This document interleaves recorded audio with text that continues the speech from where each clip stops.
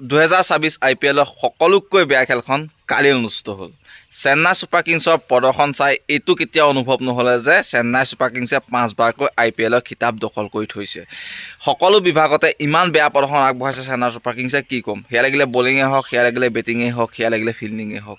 মই এটা কথা চেন্নাই ছুপাৰ কিংছৰ অল ফেন আৰু মেনেজমেণ্টক সুধিব খুজিছোঁ, তোমালোকৰ বেটছমেনসকলৰ মাজত এক্সপিৰিয়েঞ্চ বেটছমেন আৰু পাৱাৰ হিটাৰ কোন আছে বৰ্তমান?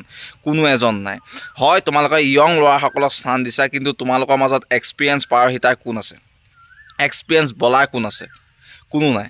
চ' এনেকুৱা এটা দল লৈ পেলাই তেওঁলোকে কেনেকৈ ভাবিব পাৰিলে যে এইবাৰ 2024 IPLৰ খিতাপ পুনৰবাৰ দখল কৰিম। এতিয়া চেন্নাই ছুপাৰ কিংছৰ প্ৰত্যেকজন ফেণ্ডৰ মাজত এটাই কথা, কালিখন বেটিং পিচ আছিল আৰু চেন্নাই ছুপাৰ কিংছে প্ৰতিবাৰে যিহেতু খিতাপ দখল কৰে, এইবাৰ তেওঁলোকে নতুন নতুন ল'ৰা কিছুমানৰ চান্স দিছে, খিতাপ দখল কৰাৰ কোনো লক্ষ্য নাই। ইমান তোমালোকে মিছা কথা কেনেকৈ ক'বা?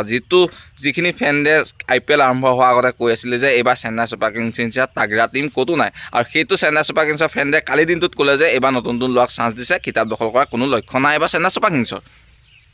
সেইখিনি কথা বাৰু বাদ, কিন্তু মোৰ তাতকৈ এটা ডাঙৰ কথা সুধিবলৈ মন আছে তোমালোকক, যে তোমালোকে কি কাৰণত, কিহৰ আশাত আৰু কি ভাল প্ৰদৰ্শনৰ আশাত তোমালোকে ৰবীন্দ্ৰ জাদেজা নিচিনা এজন অলৰাউণ্ডাৰ প্লেয়াৰক বাহিৰ কৰি দিলা, যিজন প্লেয়াৰে তোমালোকক এখন দুখন নহয় কেইবাখনো IPLৰ খিতাপ দখল কৰালে, কেইবাবাৰো তোমালোকে কিছুমান বিপদৰ পৰা তোমালোকক এনেকুৱা ধৰণে বচাই দিলে ৰবীন্দ্ৰ জাদেজাই, কি ক'ম আৰু। সেইজন ৰবীন্দ্ৰ জাদেজাক কালি তোমালোকে বাহিৰ কৰি দিলা, আৰু সেইজন ৰবীন্দ্ৰ জাদেজাৰ প্ৰদৰ্শন তোমালোকে কালি চালা।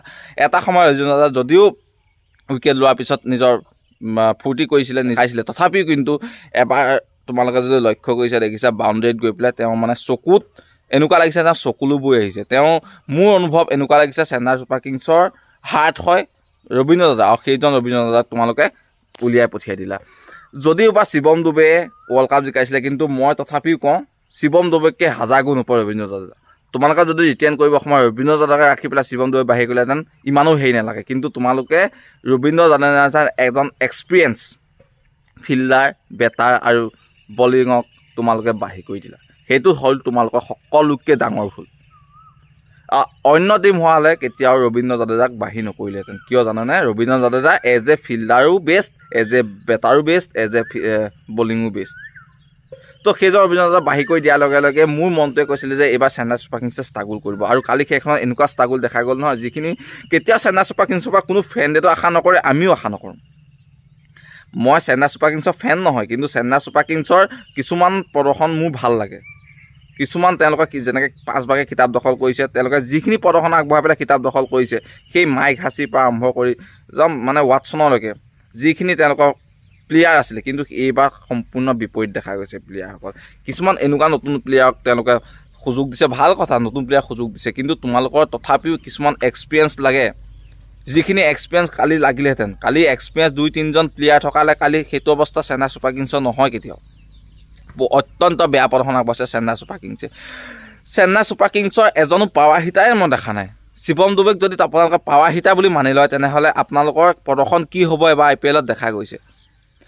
হাৰ্দিক পাণ্ডিয়া, ঈশান কিষাণ নিচিনা প্লেয়াৰ থকা, পাৱাৰ হিটাৰ থকাৰ পিছত যদি আপোনালোকে শিৱম দুবেক পাৱাৰ হিটাৰ হিচাপে মানি লৈছে, তেনেহ'লে আপোনালোকৰ প্ৰদৰ্শন কি হ'ব পাৰে নিশ্চয় আপোনালোকে গম পাইছে।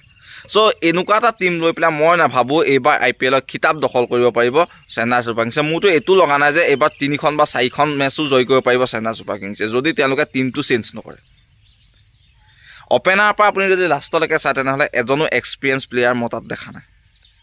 আৰু যদি তেনেকুৱাই হয়, তেনেহ'লে কেনেধৰণে IPLৰ প্ৰত্যেকখন খেল তেওঁলোকে প্ৰতিনিধিত্ব আগবঢ়াব। এক্সপিৰিয়েঞ্চ এইটো নহয় যে অকল এক্সপিৰিয়েঞ্চে কাম দিয়ে, এক্সপিৰিয়েঞ্চো লাগিব।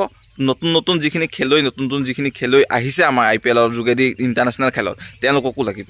সকলোখিনি যেতিয়া লাগিব, তেতিয়াহে এটা পূৰ্ণাংগ টীম হ'ব, আৰু তেতিয়াহে তোমালোকে অন্য টীমৰ লগত মানে যুঁজিব পাৰিবা। অন্য টীমসমূহ তোমালোকে যদি চোৱা, এনেকুৱা কিছুমান পাৱাৰ হিটাৰ আছে, এনেকুৱা কিছুমান এক্সপিৰিয়েঞ্চ আছে, যিখিনি এক্সপিৰিয়েঞ্চ আৰু পাৱাৰ হিটাৰেও তেওঁলোকক একো কৰিব পৰা নাই। 220-202 ৰানৰ টাৰ্গেট দিও জয়ী কৰিব পৰা নাই। তেনেস্থলত 127 ৰানৰ টাৰ্গেট দি পেলাই তোমালোকে যদি ভাবিছা আমি জয়ী হ'ম, তেনেহ'লে সম্পূৰ্ণ ভুল ভাবিছা।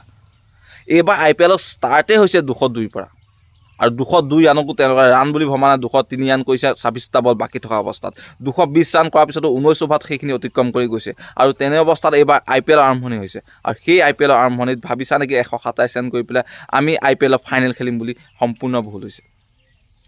এইবাৰ চেন্নাই ছুপাৰ কিংছটো মোৰ মতে সকলোতকৈ বেয়া টীম হ'ল IPL ছিজনৰ সকলোতকৈ বেয়া টীম বনাইছে এইবাৰ চেন্নাই ছুপাৰ কিংছে এজন খেলুৱৈকৈ দেখা নাই যিজন খেলুৱৈক মই ক'ব পাৰোঁ হয় এইজন খেলুৱৈ ভাল খেলে সঞ্জু চেমছনৰ বাহিৰে কালি সঞ্জু চেমছনে বেয়া খেলিছে মানি লৈছোঁ কিন্তু সঞ্জু চেমছনে মই হয়তো ভাবোঁ 2-এখন খেলত বেয়া খেলিব সম্পূৰ্ণ ভাল খেলিব তাৰ বাহিৰে মই এজন খেলুৱৈকো ভাল বুলি ক'ব নোৱাৰোঁ এজন এক্সপিৰিয়েঞ্চ ইণ্টাৰনেশ্যনেল এক্সপিৰিয়েঞ্চ মানে IPL এক্সপিৰিয়েঞ্চৰ কথা কোৱা নাই মই ইণ্টাৰনেশ্যনেল এক্সপিৰিয়েঞ্চৰ কথা কৈছোঁ মই ঋতুৰাজ গায়কোৱাডৰ কথা কোৱা নাই যিখিনি IPL এক্সপিৰিয়েঞ্চ মই ইণ্টাৰনেশ্যনেল এক্সপিৰিয়েঞ্চৰ কথা কৈছোঁ তেনেকুৱা দুজন খেলুৱৈ মোক দেখাই দিয়ক আপোনালোকে কেতিয়াও নাছিল চ' এইটো কাৰণে হয়তো কালি চেন্নাই ছুপাৰ কিংছৰ প্ৰদৰ্শন ইমান এটা বেয়া লজ্জাজনক চ' যদিও বা মই চেন্নাই ছুপাৰ কিংছৰ ফেন নহয় কিন্তু তথাপিও কওঁ চেন্নাই ছুপাৰ কিংছে যদি এইটো টীম লৈ পৰৱৰ্তী খেলসমূহ যদি খেলে তেনেহ'লে চেন্নাই ছুপাৰ কিংছ পৰাজয় হোৱাটো প্ৰায় নিশ্চিত আৰু হয়তো নোৱাৰে কোৱালিফাই কৰিব এজ এ ছেমি ফাইনেল